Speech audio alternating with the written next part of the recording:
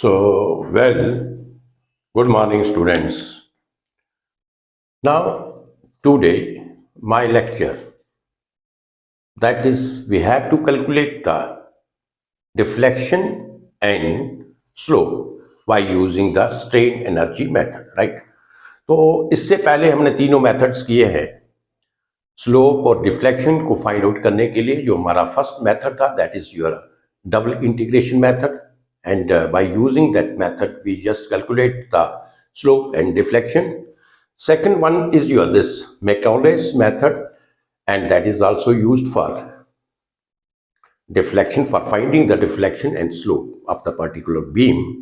And third one is moment area method, right? So today I am just taking up the strain energy method for calculating the deflection as well as the slope of the beam. तो हमारा जो आज topic है वो क्या है? To calculate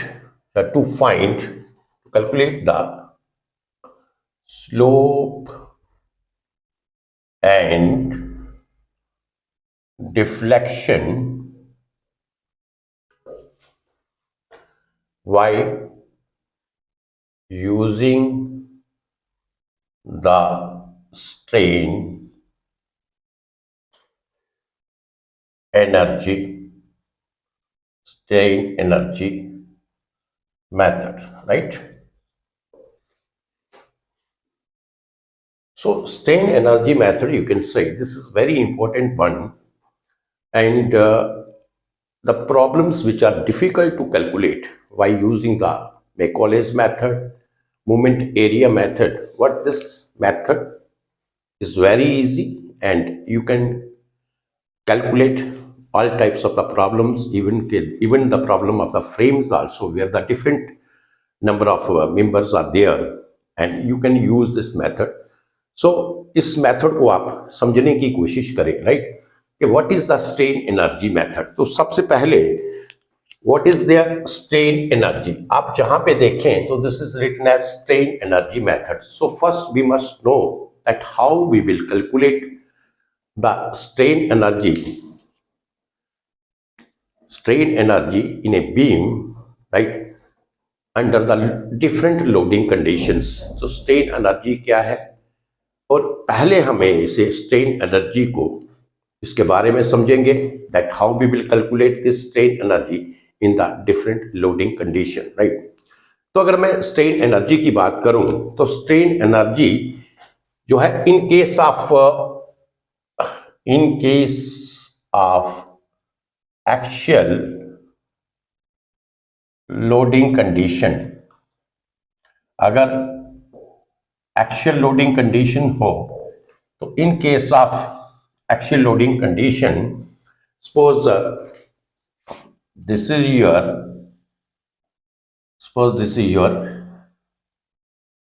right. So this is you can say this is your beam, and we have to find the strain energy in the actual loading condition, right?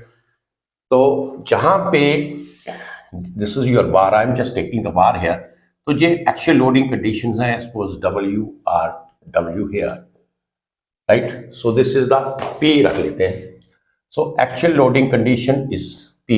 तो actual load is acting on this member, right? तो इस case में जो strain energy होगा तो आप कह सकते हैं strain energy, this is denoted by U. strain energy को किसके साथ denote करते हैं? U के साथ. And you can say this is equal to P square L upon 2AE, where you can say L is the length of the member. जो भी member होगा, L क्या है? उसकी length है. Area is the cross sectional area of the member, and E, this is the Young modulus of elasticity, right? So P is the load, tensile load. You can say here in this case I have taken the tensile load. This is acting on the member, and what is the strain energy in case of axial loading conditions? This is equal to P square L upon 2AE. अगर इसी तरीके से मैं बात करूं आपकी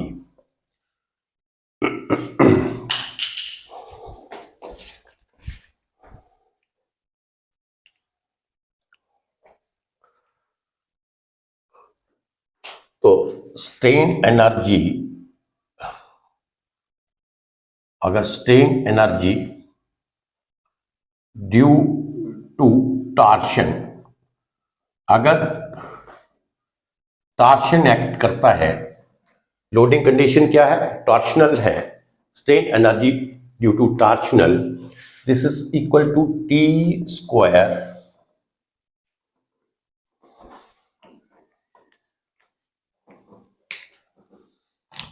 this is equal to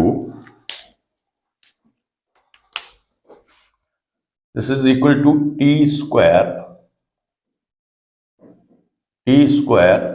L into 2GJ. So this is strain energy due to torsion. This is equal to T square L divided by 2GJ, not G, this one, 2GJ. This is the strain energy due to torsional, and just like that, so T is the torque, L is the length, 2G and J is the molar moment of inertia. तो इसी तरीके से आपका strain energy का जो equation होगा, strain energy due to bending, तो strain energy जो आपके ड्यू टू बेंडिंग है, this is equal to m square L upon 2EI. So this is your strain energy due to bending, right? So these three equations I have written here to tell you that अगर हमें loading condition आपका axial load है तो उस वक्त आपके if you have to calculate the strain energy, so this is the equation, and if the torsion is acting on the member, then the formula of the strain energy, this is this much, and strain energy due to bending this much. Now you understand. अब जहां से देखिए, अब देखिए इसमें जो आपका actual load, when the actual load is acting on the member, you can say जो आपका ये जो actual load जब member के ऊपर एक्ट करेगा तो actual load जो है that is usually constant from one end to another end, right? तो actual load क्या होगा? That is usually constant from one end to another end. तो जो एक्चुअल लोड है एक एंड से दूसरे एंड में क्या होगा? कांस्टेंट होगा. So we can use this equation, right? And torsion, this is also constant when the torsion is acting on the member, that is also constant from one end to another end. So we can use this equation, right? But in case of bending, अगर मैं bending की बात करूं तो tell me whether the bending is constant from one end to another end. Whether the bending जो है, bending movement की बात करते हैं, क्या bending movement आपका constant होगा from one end to another end? Because the equation is m square into L divided by 2EI. So bending moment is constant. No, bending moment is not constant. कैसे constant नहीं है? देखते हैं यहाँ पे. Suppose this is your cantilever beam. ये मैं आपको बताता हूं यहाँ पे, ये आपका क्या है? Suppose this is your cantilever beam, right? This is your cantilever beam. And point load is acting on the beam. कहीं भी कोई भी लोड आप ले लीजिए, but I am taking here the point load on the beam. Suppose जहां पे आपका point load जो है बीम के ऊपर एक्ट कर रहा है, right? So if I have to calculate the bending moment on the different section on the beam, tell me whether the bending moment is constant? No, because bending moment, that is the function of x. Bending moment क्या है? That is the function of x. Suppose if I will take the section here at this point and the distance of this point from here to here, this is x, right? तो उस वक्त क्या होगा bending moment आपका, अगर इस तरीके से ले, this is equal to -w into x. Sign convention जहां मैंने यूज किया, because this is the left hand side and left hand side से जो आपका एंटी क्लॉकवाइज होगा, दिस इज नेगेटिव, राइट? ये हो गया जहां पे. Suppose if I will take the section here and the distance of this section from here to here is x1, जहां से लेके जहां तक, ये जहां से लेके जहां तक है x1, तो मुझे बताइए जो बेंडिंग मोमेंट होगा इस सेक्शन के ऊपर, क्या वो इसके बराबर होगा? नहीं. क्यों बराबर नहीं होगा? बिकॉज द बेंडिंग मोमेंट जो आपका है, ये है आपका load into distance from the load, from the distance of the load where the load is acting. तो मुझे बताइए लोड इनटू डिस्टेंस. तो अगर मैं सेक्शन जो है x1 डिस्टेंस के ऊपर लेता हूं, if I will take the section at the distance x1 from the point load, तो उस वक्त जो इसका बेंडिंग मोमेंट होगा क्या होगा? -w इंटू x1 का, किसका? सेक्शन 2 का. ये आपकी सेक्शन 1 थी, ये आपका सेक्शन 2 था. तो उस वक्त क्या होगा? आपने देखा ये बेंडिंग मोमेंट आपका चेंज हुआ, बेंडिंग मोमेंट चेंज हो गया. तो you can say if you will take the number of section on the particular member and you will find that bending moment is not constant from one end to another end. Bending moment की जो value होगी वो एक and से दूसरे and तक क्या होगी? कांस्टेंट नहीं होगी, because the bending moment is the function of x. तो बेंडिंग मोमेंट जो है वो आपका एक्स का फंक्शन होगा. तो मुझे बताइए क्या हम ये इक्वेशन यूज कर सकते हैं for calculating the strain energy in case of bending? M square into L. L means the length from here to here. L means from length from here to here, right? We can take the length at a stretch, but here I am telling you length जो आपका है, length हम constant नहीं ले सकते, because the bending moment will change. जो इस case में था P square into L, जैसे मैंने आपको बताया, जो लोड आपका जहां पे होगा वही लोड जहां पे होगा, वही लोड जहां पे होगा, इस तरीके से होगा. तो इसलिए we have taken the, we have multiplied P square into L to AE. We can use this equation. In case of torsion also, torsion will usually remain constant from one end to another end, or you can say जो length of the member है उसके ऊपर torsion की जो value होगी वो क्या है? कांस्टेंट रहेगी. तो हम directly we can use this equation. What in case of the bending? In case of the bending, your bending moment is not constant from one end to another end. Understand? तो इसलिए हम इसको L की value जहां पे L से multiply नहीं कर सकते, बिकॉज आपका बेंडिंग मोमेंट कांस्टेंट नहीं है. तो इस केस में क्या होगा? जो आपकी स्ट्रेन एनर्जी की जो इक्वेशन होगी, तो strain energy, therefore strain energy in case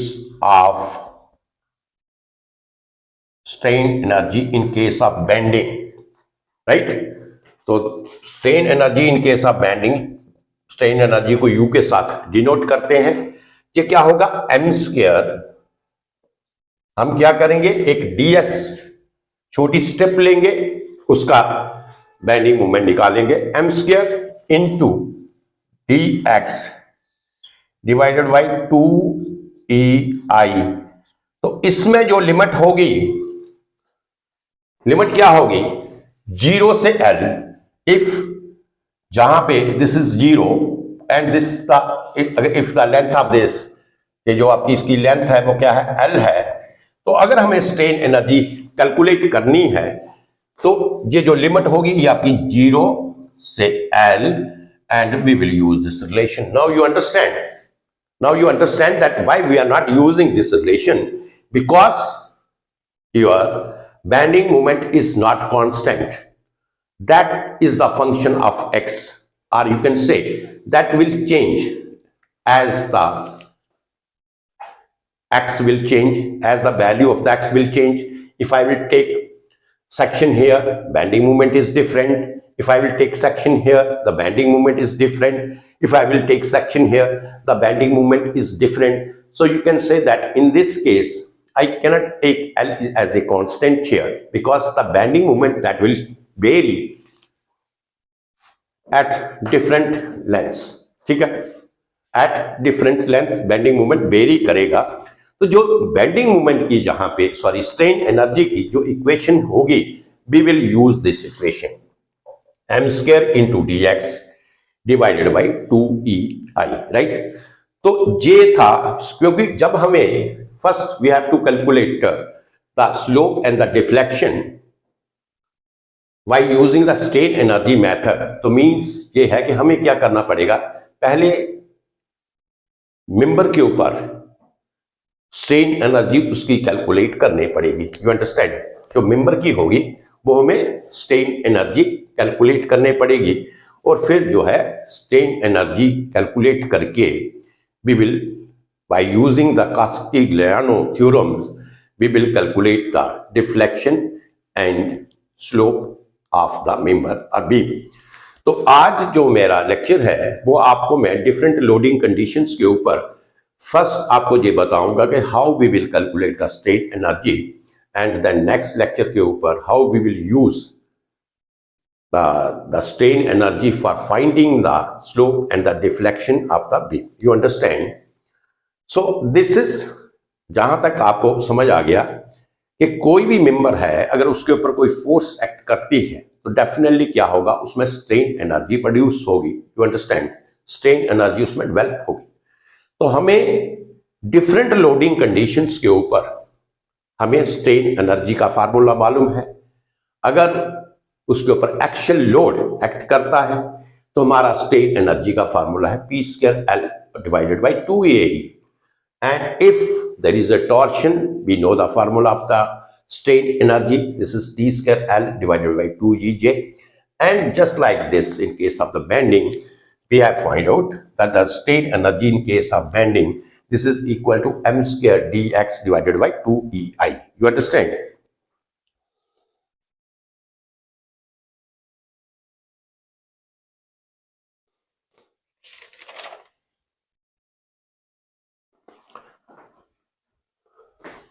So I think this is. अब सवाल यह है कि how we will use this equation. अब इस इक्वेशन को how we will use it, देखिए EI, this is the flexural rigidity and usually its values constant. EI जो इस इक्वेशन में है ये आप कह सकते हैं flexural rigidity and usually constant. इसकी वैल्यू क्या है, कांस्टेंट है. You understand. Under the different loading conditions we will first calculate the value of bending moment. हम क्या करेंगे, बेंडिंग मोमेंट की वैल्यू कैलकुलेट कर लेंगे. बेंडिंग मोमेंट जो आपका है may be WX, WX², WX6/6.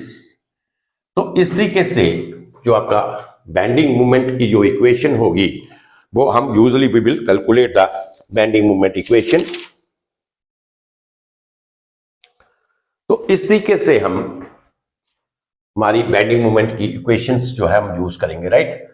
तो ये under the different loading conditions, जो डिफरेंट लोडिंग की कंडीशन होगी. पॉइंट लोड के केस में क्या है, if the uniformly distributed load, then what is the bending moment? If it is the variable load, then what is the bending moment? And this is you can say, and the different loading conditions under the different beam also. Suppose this is the cantilever beam.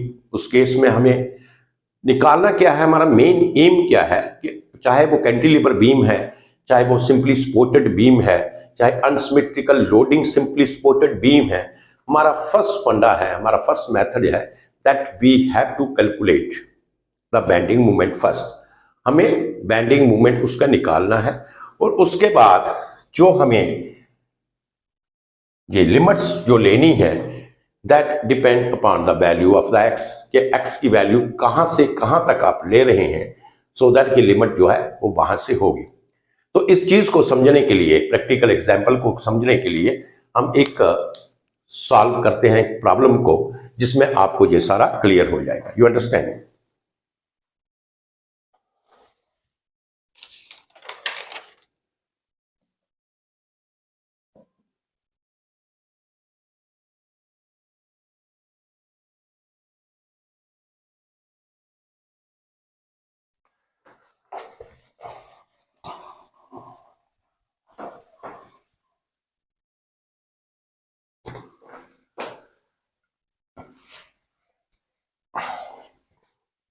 Find the strain energy stored in the beam.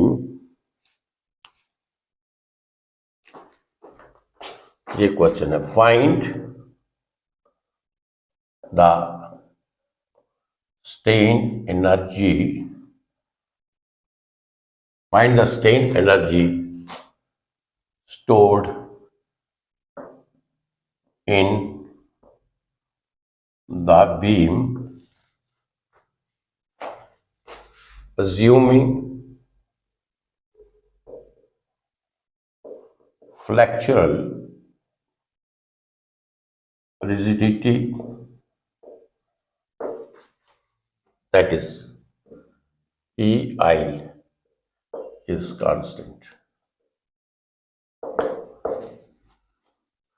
The question suppose हमें सबसे पहले हमें method ये find out करना है कि हमें strain energy find out करनी है। You understand this?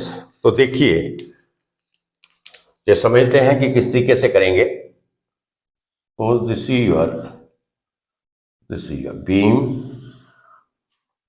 This is your beam,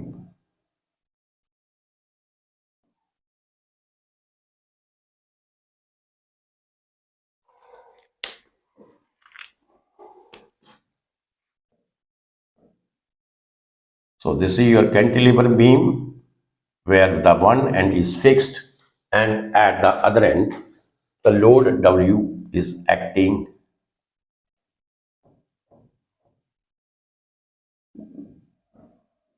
this is your load W is acting like this।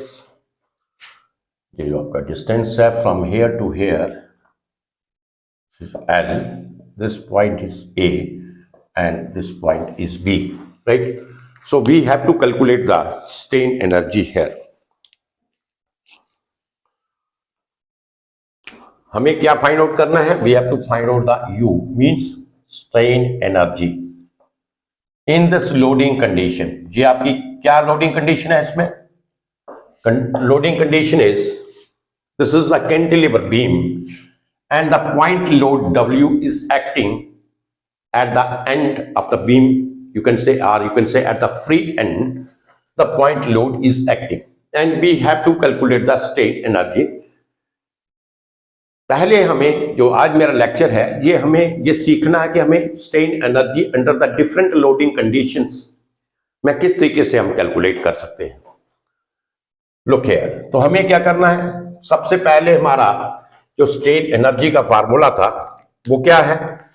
वो फार्मूला हमारा था स्ट्रेन एनर्जी निकालने का, U is equal to integration of 0 to L m square dx upon 2EI, right?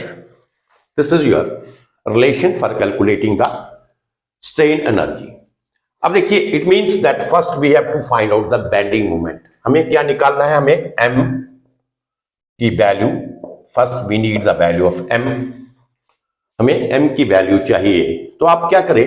Suppose एक section ले लें, suppose this is your section, right?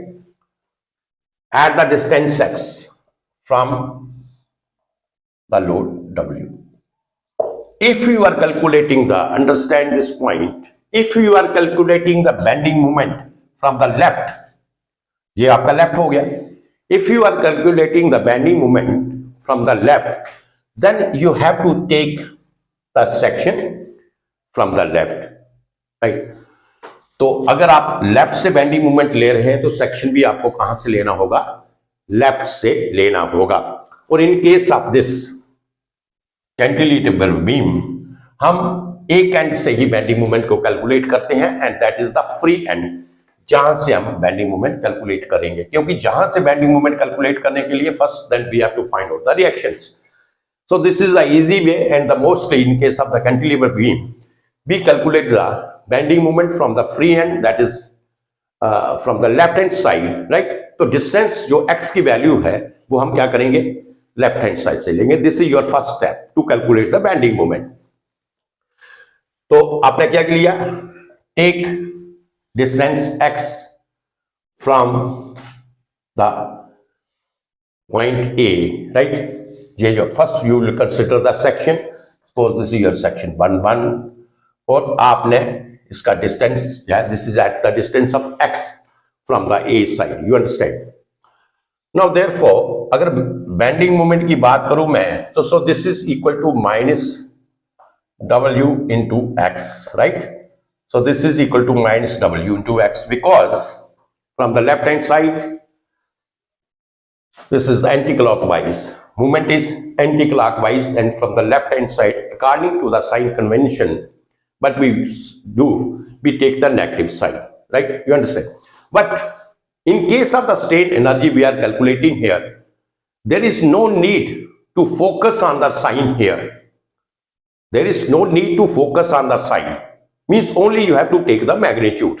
Reason is that strain energy is always positive. इसकी negative value नहीं होती because this is the form of the potential energy.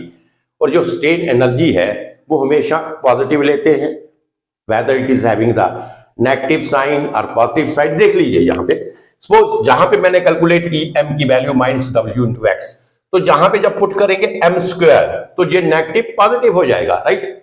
जो negative होगा positive हो जाएगा, तो इसका मतलब है जो स्ट्रेन एनर्जी है जो भी स्टोर होगी मेंबर में, राइट, चाहे वो एक्शियल लोड है, कंप्रेसिव लोड है, राइट, चाहे आपका टॉर्शन है, किसी भी केस में ले लीजिए, the value of the strain energy is always positive because this is the form of the potential energy. And in case of the bending moment also, whether it is hogging or sagging, bending moment के case में भी क्या होगा, चाहे वो hogging है चाहे sagging है, तो इस केस में भी सभी जो केस है पोटेंशियल एनर्जी, स्ट्रेन एनर्जी की वैल्यू पॉजिटिव आएगी।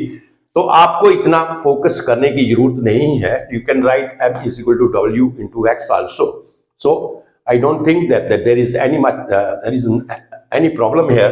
But अगर आपको एक पूरे सिस्टम के साथ चलना है तो उसमें आप, क्योंकि ये लेफ्ट हैंड साइड से, if I will just see the take the sign convention here, तो लेफ्ट हैंड साइड से जो एंटी क्लॉकवाइज होगा bending moment, left hand side से, that is having the negative sign here.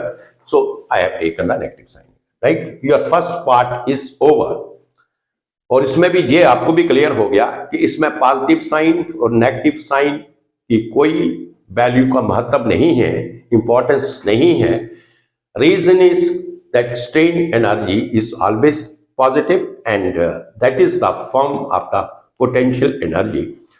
और if you will see the formula for calculating the strain energy, from here you can find out that this what we are saying, that strain energy is always positive, that you can by looking over this formula, because this is m square, और कोई भी value चाहे positive है चाहे negative है, if it is in the square that becomes ultimately positive. You understand? तो ये आपका इसकी वैल्यू आ गई dx upon 2EI। ये हो गया आपका फर्स्ट स्टेप। अब सेकंड स्टेप क्या है, सेकंड स्टेप क्या होगा इसमें, you just put this value in this relation. तो सेकंड स्टेप क्या है, जीरो से, अभी हम ये इसका लिमिट नहीं पुट करेंगे 0 से, m क्या हो गया -w इंटू एक्स का whole square into dx divided by 2ei, right. अब देखिए, we have to take the limit, just see here at this end, अगर आप इसके लिमिट के बारे में डिसाइड करते हैं, इस एंड में देखें एट एंड ए, एट लाल पेन से लिखते हैं, एट द पॉइंट ए, अगर पॉइंट ए से, because x we have taken from the point A, तो एट द पॉइंट ए जो एक्स की वैल्यू होगी वो क्या होगी 0, right.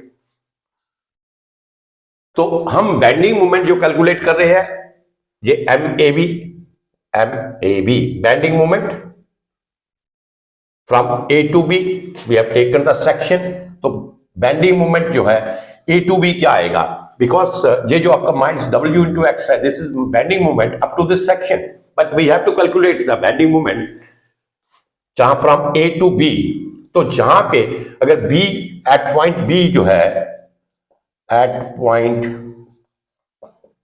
B x is equal to L, right, you understand this point. तो इसका मतलब ये होगा जो आपका इंटीग्रेशन होगा फ्रॉम 0 से L, this is clear, integration is from 0 से एल। तो अब इसको आप कैलकुलेट कर लीजिए, क्या आ जाएगा, दिस इज इक्वल टू, इसको मैं इधर कैलकुलेट करता हूं, तो w स्क्वायर अपॉन 2ei, ये तो आपका कांस्टेंट है, इसको बाहर ले लीजिए, w स्क्वायर अपॉन 2ei, तो इंटीग्रेशन क्या आएगी इसकी, एक्स क्यूब अपॉन 3 0 से l, you understand, and this is equal to w square into L cube, substitute करें आप इसको, लिमिट्स को, अपॉन 6ei, यू अंडरस्टैंड। तो जे आपका strain energy in this loading condition you have calculated, w square L cube upon 6ei u, right. तो this is the way that how we will calculate the strain energy in case of cantilever beam subjected to the point load, subjected to the point load। अब देखिए, इस case में आपने एक चीज find out की होगी कि लोड जो है, ये आपका लोड जहां पे बेरी नहीं कर रहा था, लोड आपका बेरी नहीं कर रहा था, because only one point load is acting on the beam at the end D. तो लोड आपका क्या था, वो कांस्टेंट था from A to B, bending movement तो वेरी किया, बट जहां पे क्या था, only you are having a one load here and the load is not bearing, right. तो ये बेरी नहीं कर रहा था, तो जे आपका strain energy in case of cantilever beam at the point load, cantilever beam point load acting at the free end. This is the equation of the strain energy in case of the cantilever beam. अब देखिए second case हम लेते हैं, when the load is bearing, जब load आपका berry करता है, when आपका लोड, जहां पे मैंने जो कंडीशन लिया और स्ट्रेन एनर्जी का जो डेरिवेशन करके बताया, there is only one load here, means load is not bearing, this is constant from A to B. If I will take the another condition when the load is not constant, means here is also load is acting, at this point the load is also acting, or at this point the load is also acting. There are the two number of loads are acting on the beam, three number of loads are acting on the beam. In that case, that how we will calculate the strain energy, let us understand this. You understand?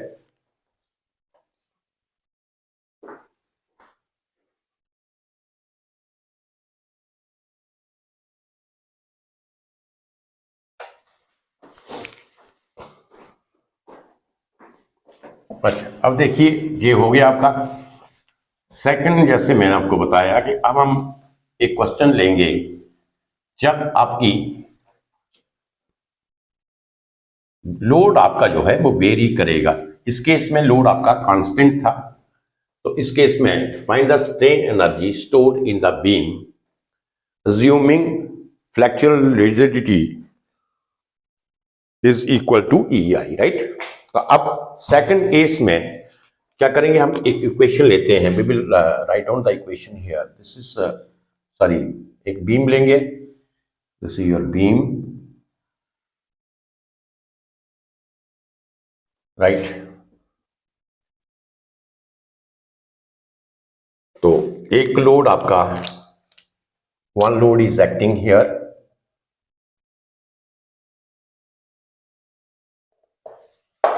so this is one load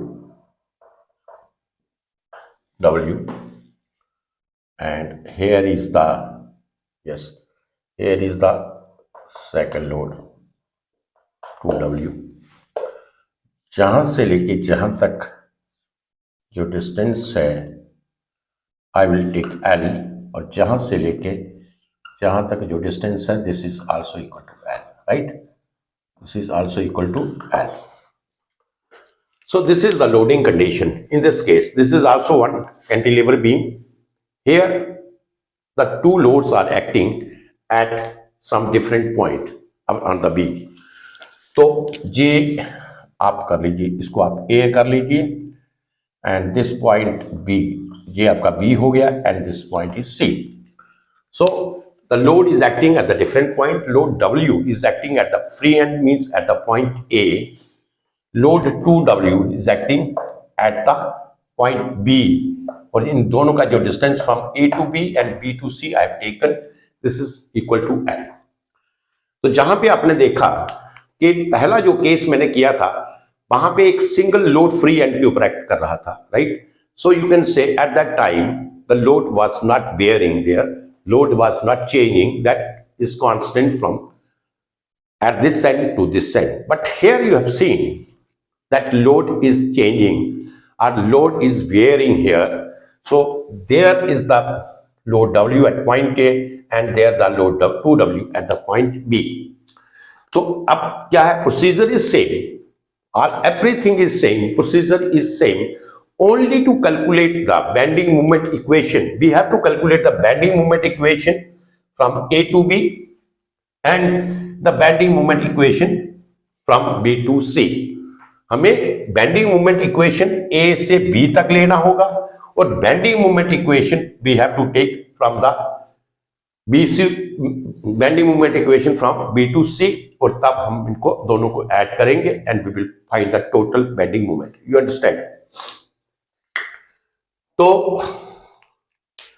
अगर मैं bending moment equation from A to B की बात करूं, bending moment equation from A to B, we have to find out the bending moment equation from A to B। अब bending moment equation from A to B निकालने के लिए क्या करेंगे, from the left hand side से we will start the problem। हम क्या करेंगे, bending moment equation जो है from the left hand side से we will calculate। तो जब left hand side से हम bending moment equation calculate करेंगे, means from the point A, तो हमें जो डिस्टेंस, हमें सेक्शन का जो डिस्टेंस है, जिस सेक्शन के ऊपर हमें ये कैलकुलेट करना है, उसका डिस्टेंस जो है हम फ्रॉम पॉइंट ए लेंगे। तो सपोज हम कहते हैं कि सेक्शन आपकी इसके ऊपर, ये आपकी 1 सेक्शन थी, this section on the portion A B, right. तो इसका मैंने आप जैसे आपको बताया, अगर बेंडिंग मोमेंट हम ए से निकाल रहे हैं तो इसका डिस्टेंस भी हम क्या करेंगे, ए से निकालेंगे। You understand. तो इसका डिस्टेंस भी हम ए से निकालेंगे, नॉट निकालेंगे बट ए से हम इसका डिस्टेंस लेंगे। तो bending moment M A be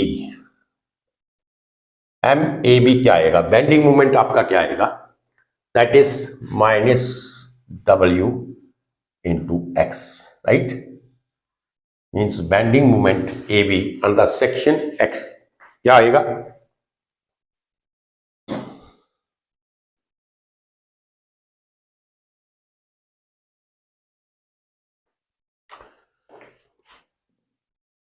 between लिख लीजिए, bending moment between A B minus W into X. You understand?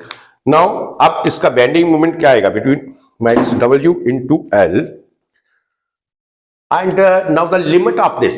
अगर मैं लिमिट की बात करूं, ये बेंडिंग मोमेंट तो मैंने निकाल लिया, अब लिमिट की बात करें आप, सपोज लिमिट, इस केस में हम बेंडिंग मोमेंट निकाल रहे हैं फ्रॉम ए टू बी, तो इसमें जो लिमिट होगी आपकी वो x इक्वल टू 0 एंड x इक्वल टू एल, ये आपकी लिमिट आएगी इसमें, राइट? x इक्वल टू 0 एंड x equal to L, this is clear to you? जहां पे हम ये लिमिट का इस्तेमाल करेंगे, x equal to 0 minus x into L.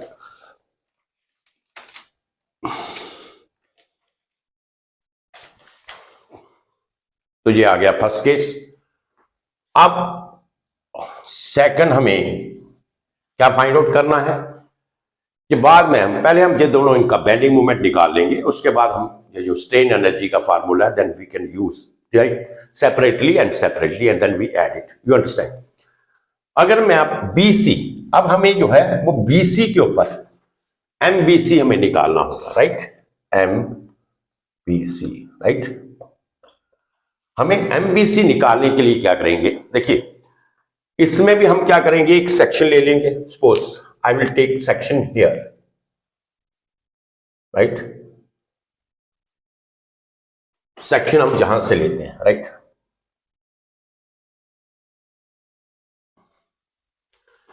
अब देखिए, इसमें first I will take the case when I am taking the section from left hand side. इसमें हम लेफ्ट हैंड साइड से भी ले सकते हैं, राइट हैंड साइड से भी ले सकते हैं। तो from point A, I am taking the section from point A, तो जहां से जहां तक जो इसकी वैल्यू है वो क्या होगी? x होगी। ये जो सेक्शन है आपका 2 2, तो वैल्यू इसकी जहां से लेके जहां तक क्या हुई? x हुई। तो इस केस में बेंडिंग मोमेंट इक्वेशन क्या होगी आपकी? Because we are calculating the bending moment at this section, this, तो bending moment at this section 2 2 जो क्या होगा? Bending moment at this section 2 2 आपका होगा, देखिए, minus W into x, this is W and this distance from here to here कितना है? Because we are calculating the bending moment at the section 2 2, तो this is as I told you, left hand side से क्या है? Anti clockwise, so minus W into x, minus W into x. अब plus इसका भी तो bending moment लेंगे ना हम।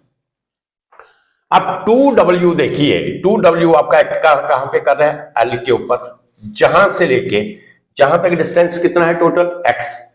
तो इसका मतलब ये हुआ कि जो जहां से लेके जहां तक जो डिस्टेंस होगा, जहां से लेके जो जहां तक जो डिस्टेंस होगा, ये आपका x माइनस एल नहीं होगा, टोटल x l ये माइनस कर लीजिए, and this distance, this is x minus L. You understand this distance? तो आप कह सकते हैं इसका भी साइन क्या होगा? लेफ्ट हैंड साइड से है minus 2W x minus L, right? So this is your bending moment equation, और आप कह सकते हैं minus W into x minus 2W into x minus L. You understand? अब ये हो गया आपका bending moment equation from here to at the section. तो अगर हमें बेंडिंग मोमेंट इक्वेशन पूरा निकालना है बिटवीन B एंड C, तो हम अब लिमिट की इसमें बात करते हैं। इसमें हम लिमिट क्या लेंगे? बताइए, what is the limit? Limit हम क्या लेंगे इस केस में? क्या आपका जो लिमिट होगा वो 0 से x 0 जहां पे, और जहां पे C के ऊपर L कितना है? 2L है। क्या आपका x जो है फ्रॉम 0 to 2L होगा? क्या जो x की वैल्यू होगी, whether it is from 0 to 2L? नहीं, x की वैल्यू 0 से 2L नहीं होगी। This is wrong, this limit is wrong. क्योंकि अगर आप सोचते हैं कि x हमने इधर से लिया है, तो इस पॉइंट के ऊपर x तो 0 है, और हमें बेंडिंग मोमेंट BC का निकालना है, जहां तक निकालना है, तो x की वैल्यू 0 से L हो 2L होगी, वो नहीं है। अब देखिए, because we have to calculate the bending moment, हम किसका बेंडिंग मोमेंट कैलकुलेट कर रहे हैं? इस पार्ट का, BC का हम कैलकुलेट कर रहे हैं। बेंडिंग मोमेंट हम किसका कैलकुलेट कर रहे हैं?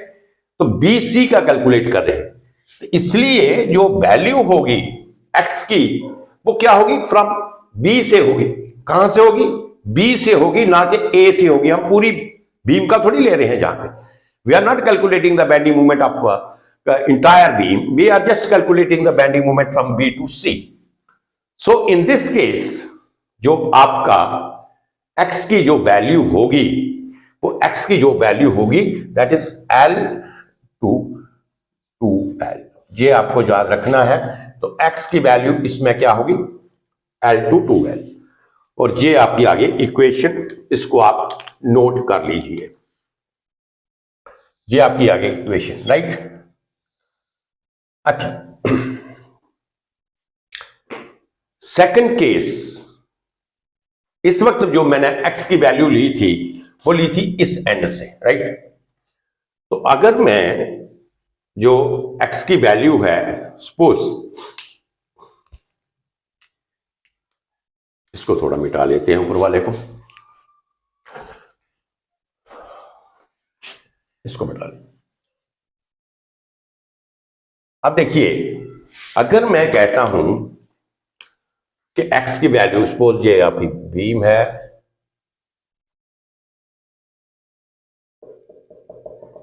ये बीम,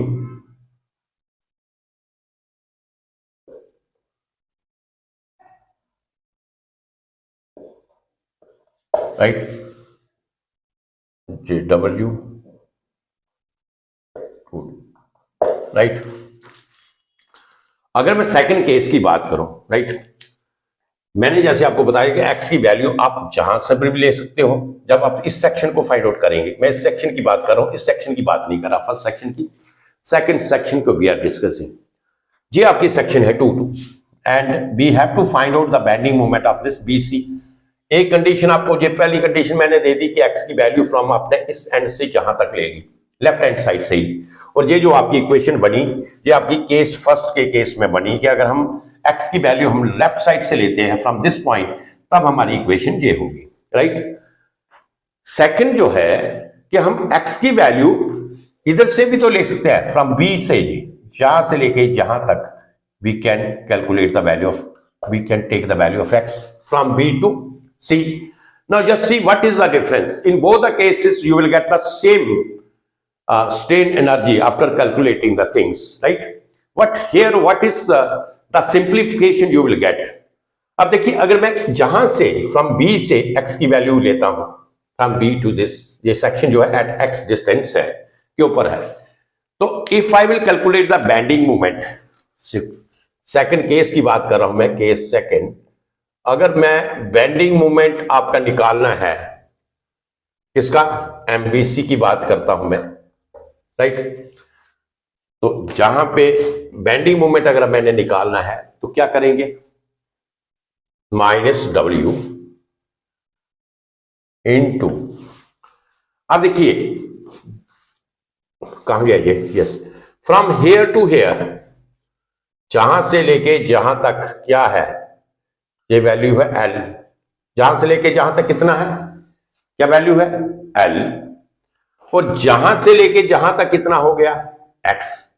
तो क्या होगा? -W into x plus L ले सकते हैं, because we are calculating the bending moment at this section.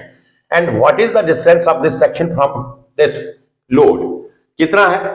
L is the distance up to this from A to B, and from B to this point that we have taken the distance x here, so this is -W into XL। अब आ जाइए इसके ऊपर, second load, this is also acting here, -2W, and what is the distance from here to here? That is x only, right? So second you will get this bending moment equation, right?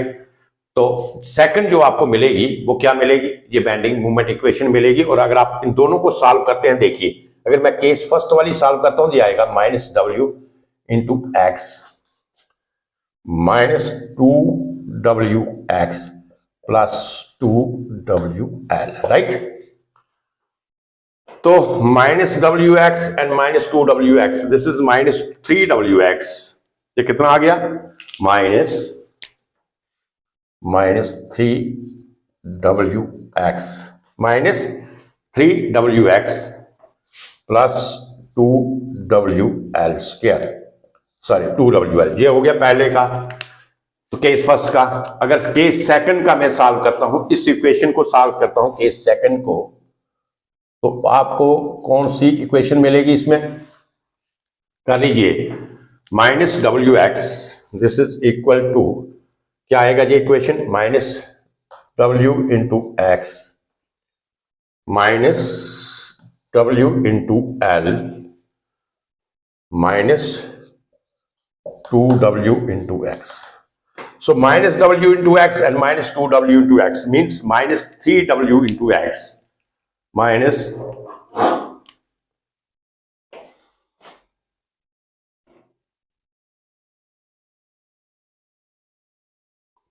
wx minus wl minus 2. हाँ, तो j आपका बन जाएगा, क्या बनेगा, this is also equal to minus 3wx minus wl. So here you have seen that there is not much difference in the bending moment equation, whether I am considering the first case where I am just taking the value of x from the point A, then I will get the bending moment equation, this minus 3wx plus 2wl, and if I am just taking the value of x from the point B, then I will get this bending moment equation, that is minus 3wx minus wl. So here you have seen that there is not much difference in the bending moment equation. अब difference कहां पे आएगा, अब देखिए difference कहां पे आएगा, जहां पर तो आपने देखा कि जहां पे कोई ज्यादा डिफरेंस नहीं है, बट डिफरेंस आपका आएगा जहां पे लिमिट्स में, यू अंडरस्टैंड, डिफरेंस कहां पे आएगा, लिमिट में। जब मैंने पहला केस लिया था फ्रॉम द पॉइंट ए, उस वक्त आपका लिमिट जो था वो क्या आया था, फ्रॉम ए से जब लिया था, तो because we are calculating the bending moment from B to C, तो हमें बी से लिमिट लेना होगा ना, बी से लिमिट लेना होगा अप टू सी तक। तो बी के ऊपर जो वैल्यू थी, बी जहां से लेके जहां तक बी का डिस्टेंस क्या था, एल, तो लिमिट उस वक्त आया था आपका L to 2L, you understand, तो यो आपका लिमिट आया था, this is equal to L to 2L। But अब इस चीज की बात करता हूं मैं, इस केस के ऊपर बात करता हूं, आई am taking the value of x, मैं जो वैल्यू आपकी x की ले रहा हूं, that is I am taking from the point B। कहां से ले रहा हूं, पॉइंट B से x की वैल्यू ले रहा हूं, तो आप कह सकते हैं उस वक्त लिमिट क्या होगा, अगर मैं पॉइंट बी से एक्स की वैल्यू लेता हूं, तो इस जो सेकंड केस है, इसको थोड़ा मिटा लेते हैं, शो यू,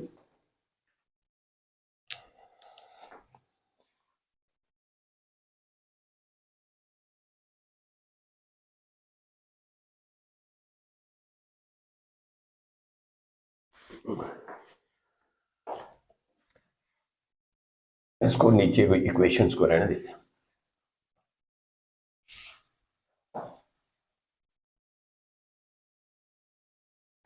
तो जैसे मैंने आपको बताया कि जो फर्स्ट केस था, इसमें आपका लिमिट था L to 2L, but in second case,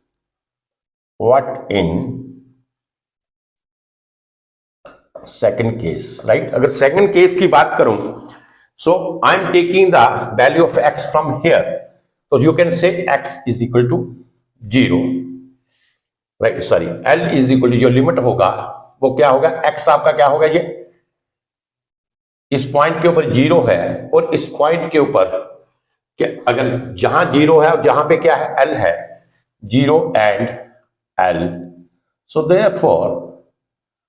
therefore limit is from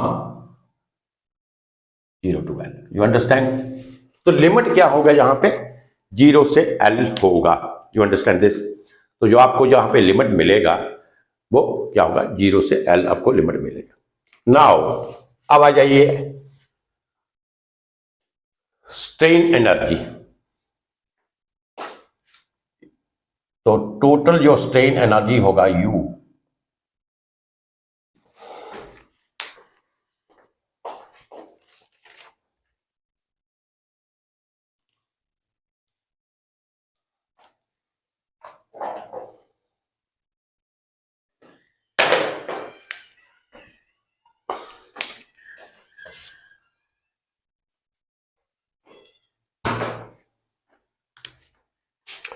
अब आइए टोटल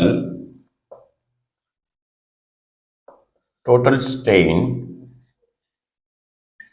एनर्जी U क्या होगा, that is U of AV plus U of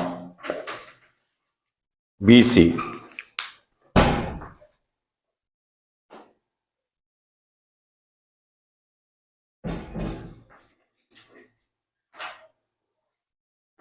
total strain energy U of AB and U of BC। तो U of AB क्या था, AB क्या था, therefore formula लगाइए 0 से L m square dx upon 2EI, right. तो इसमें क्या आया था आपका U ऑफ AB, ये अगर AB की बात करूं मैं तो इसमें आया था आपका 0 से L क्या गया, minus WX square into DX upon 2EI, right. ये आपका आ गया था U ऑफ AB। तो ये इसमें पुट कर दीजिए आप, ठीक है। क्या आएगा, माइनस W अपॉन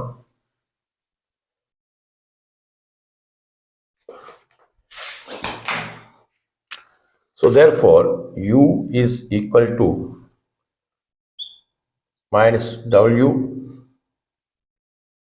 x का whole square into DX upon 2EI and what is the limit in this case. जो पहला केस था जो हमने जहां से लिया था 0 से जहां तक L, सो दिस इज 0 से L plus what is your U of VC। अब U ऑफ VC हम J वाला लेंगे। Reason why we are taking this, we can take this also, we can take this also, right. जो पहले method से हमने x की value जब हमने इस पॉइंट के ऊपर ली थी उस वक्त हमारी ये बेंडिंग मोमेंट इक्वेशन ये आया, और इस केस में जो आपका लिमिट होगा वो क्या होगा, फ्रॉम L से 2L होगा। फार्मूला पुट रखना है जहां पे, और लिमिट आपने इस केस में L से 2L लेना है। तो जो दूसरे जब हमने x की वैल्यू यहां से ली, then we got this equation minus 3WX minus WL, right. तो इसमें जो आपने लिमिट रखनी है वो क्या रखेंगे, जैसे मैंने आपको बताया 0 से L ही होगा। तो इससे क्या होगा कि हमारा जो कैलकुलेशन पार्ट है वो हमारा इजी हो जाएगा। तो हम क्या करेंगे, हम इस केस में जो हमने x की वैल्यू एट पॉइंट B से ली है इस इक्वेशन को लेंगे, क्योंकि ये इक्वेशन आपकी बनेगी, लिमिट जो बनेगी 0 से L, तो नीचे वाला लिमिट अल्टीमेटली आपका क्या होगा, 0 होगा। तो आपका जो कैलकुलेशन पार्ट है वो इजी हो जाएगा। Otherwise there is no problem, you can take this also. फार्मूले में पुट कर दीजिए ये value m square into DX divided by 2EI, but इस केस में जो आपको फिर लिमिट लेना होगा वो L से 2L लेना होगा, and that will add your calculation. तो मैं इस इक्वेशन को लूंगा, कौन सी, माइनस 3WX माइनस WL का whole square into DX divided by 2EI, और J भी आपकी होगी 0 से L। यू अंडरस्टैंड, J भी जो लिमिट होगी दिस इज 0 से L आपकी लिमिट आ जाएगी।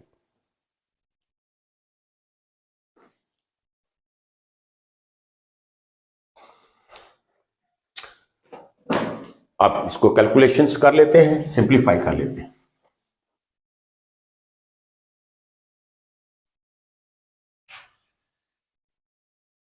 ठीक है।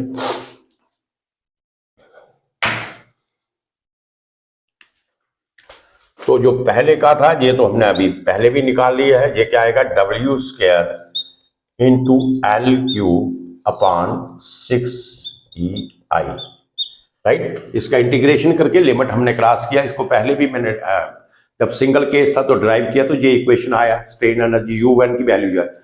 अब आ जाइए इसके ऊपर, प्लस आपकी क्या कीजिए, इसमें आप डब्ल्यू स्क्वायर हम कॉमन ले लें, क्या आ जाएगा, W square upon 2, yes, W square upon 2EI।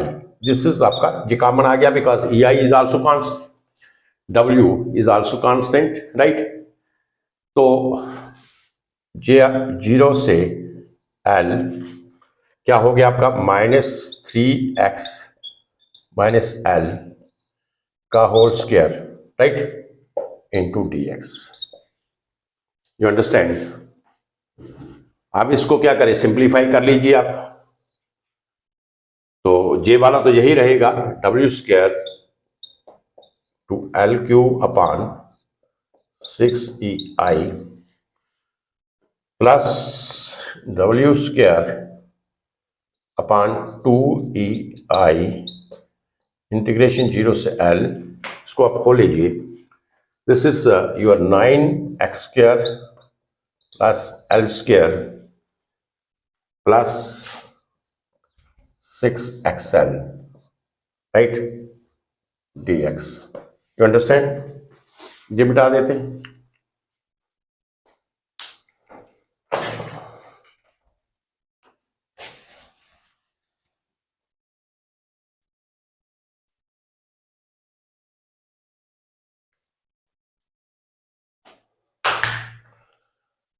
So therefore U total strain energy, this is equal to W square into L cube upon 6EI plus W square upon 2EI, right. इसको कर लेते हैं, direct कर लेते हैं, integration करेंगे। ये sign ऐसे डाल दो, ये आपका आ गया 9x³ upon 3 plus L square into x plus 6x square into L upon 2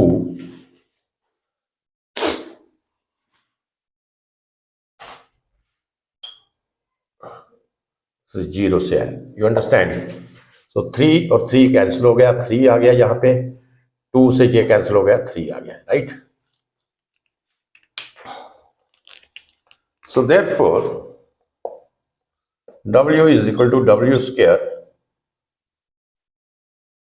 square into L cube upon 6EI plus W square upon 2EI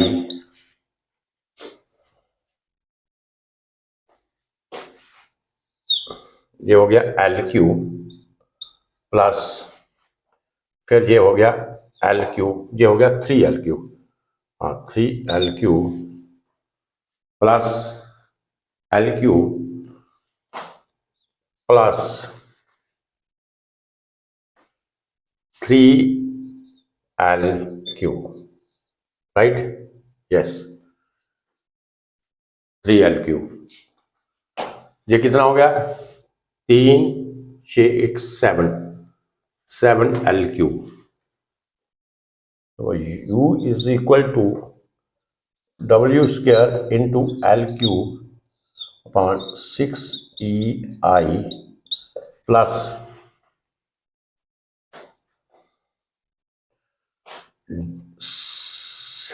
3, ये आपका आ गया 7W square into L cube upon 2EI, right. तो ये कितना हो जाएगा, ये आपका ये आएगा आपका 22, एलसीएम आ गया ना इसका 6,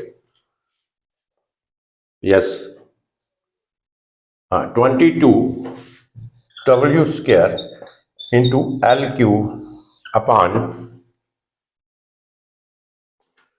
6EI, ये 3, ये 11। सो टोटल स्ट्रेन एनर्जी, तो जहां पे लिख लेते हैं देयरफॉर टोटल स्ट्रेन एनर्जी, इस केस में total strain energy from A to C, है ना, from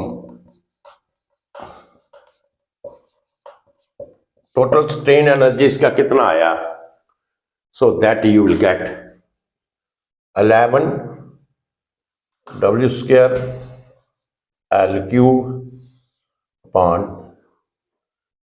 3EI। So this is the answer, you understand. ये आपका आंसर आ गया total strain energy.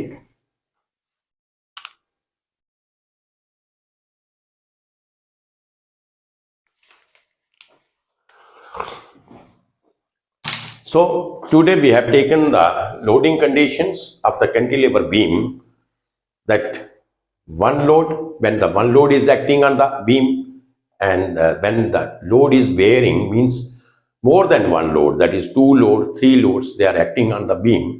So this is the way how to calculate the strain energy in this case, right? Now tomorrow I will just my lecture is, that is of the to calculate the strain energy in case of the symmetrical loading conditions, or you can say simply supported beam, or the unsymmetrical loading conditions जो उसमें होंगी simply supported beam में, तो उसका बताएंगे आपको किस तरीके से होगा। और इसमें अब अगर ये आपका मैंने एक सिंपल पॉइंट लोड किया था, if you will take the UDL load, or if there is a one point load, one UDL load, UVL load, so I think you know that how to calculate the bending moment in all these the conditions, whether it is point load, UDL, UVL, like that. So first method जो हमारा जहाँ पे है, हमारा क्या है कि हम क्या करेंगे, फर्स्ट हमें bending moment equations find out करनी है। प्रोसीजर वही है जो सेम प्रोसीजर होता है। We have to take the section from one end and take the distance. जिस एंड से आप बेंडिंग मोमेंट निकालना चाहेंगे उसी एंड से आप मोस्टली कीजिएगा, सेक्शन ले लीजिए, take distance x from that point, ठीक है ना। उस एंड से आप x को करें, बेंडिंग मोमेंट निकालें, और लिमिट के ऊपर आपने जस्ट कंसंट्रेट करना है कि इसमें लिमिट की वैल्यू क्या होगी, that you have to see the value of the x, कि x हम किस चीज का बेंडिंग मोमेंट निकाल रहे हैं, whether we are calculating the bending moment of this portion, whether we are calculating the bending moment of that portion, we have to see and check the value of limit, कि limit हमें किस तरीके से लेना है। तो ये आपका स्ट्रेन एनर्जी निकालने का तरीका यू हैव पॉइंट आउट। क्योंकि जब हम इसका कास्टिग्लियानो थ्योरम्स निकालेंगे, यूज करेंगे, उसमें हमें डिफ्लेक्शन निकालना होगा, जहाँ हमें स्लोप निकालना होगा, तो उसमें क्या होता है कि हमें जो आपका स्ट्रेन एनर्जी है वो इसका डेफिनेशन तो चलो ये बाद में लेक्चर में होगा, हम इसको हमें पार्शियल डेरिवेटिव करना पड़ता है with respect to the force, and then we can calculate then we can find the deflection of the beam at that point in the direction of the force. तो कल हम डिस्कस करेंगे। तो I think today it is enough, right. तो कल इसका और Castigliano theorems जो है उसके बारे में आपको डिटेल में बताएंगे, राइट। सिमेट्रिकल लोडिंग कंडीशंस का भी कल मैं 1-2 प्रॉब्लम्स करता हूं कि अनसिमेट्रिकल लोडिंग के केस में क्या है, सिमेट्रिकल का आपने किस तरीके से स्ट्रेन एनर्जी निकालना है, और उसके बाद then we will discuss about the Castigliano theorem to find out the deflection as well as the slope of the beam, right. This is actually the main topic, but उसके ऊपर आने से पहले हमें स्ट्रेन एनर्जी के बारे में, उसको फाइंड आउट करने के बारे में, क्योंकि स्ट्रेन एनर्जी जब तक हम फाइंड आउट नहीं करेंगे, जब उसके बारे में हमें मालूम नहीं होगा, we can not calculate the deflection of the beam, right.